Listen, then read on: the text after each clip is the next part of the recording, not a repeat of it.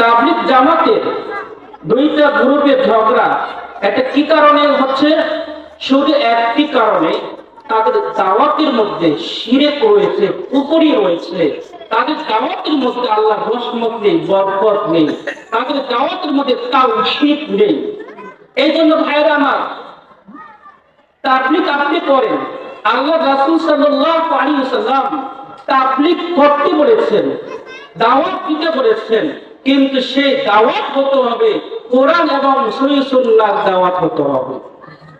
সেদিন আমি এক তাবলীগ ভাইদেরকে বলছি, যারা তাবলীগ জামাত সে সম্পর্ক আছে, তাদেরকে বলছি, আপনারা বিভিন্ন জায়গায় যে তাবলীগ করছেন ভালো, তো আপনাদের কাছে বিশেষ অনুরোধ, আপনারা যে সমস্ত কিতাবগুলো পড়ছেন, এই সমস্ত কিতাবের মধ্যে অসংখ্য কুফরি আছে, অসংখ্য শিরক ঢোকানো আছে, এইগুলো বর্জন করুন, কোরআন এবং সহিহ সুন্নাহ সহিহ হাদিসের মানুষের কাছে দাওয়াত দিন। কারণ এই তাবলীগ জামাতের ভিতরে অসংখ্য শিরক কুফরি আছে।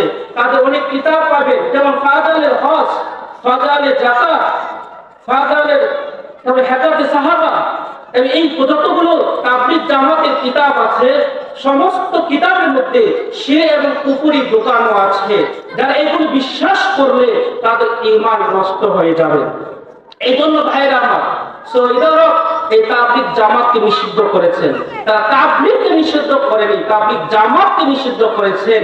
যে দাওয়াতের মধ্যে শিরক এবং কুফরি আছে, সৌদিরা সেই দাওয়াতকে নিষিদ্ধ করছে।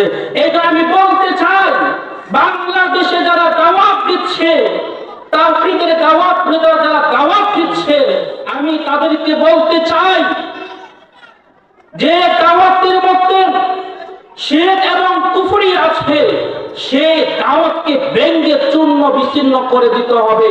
কোরআন সুন্নাহর দাওয়াত সমাজে চালু করতে হবে। যে দাওয়াত দিয়েছেন সাহাবায়ে কেরামরা, যে দাওয়াত দিয়েছেন বিজ্ঞ উলামায়ে কেরামরা, আমাদেরকে সেই দাওয়াত দিতে হবে।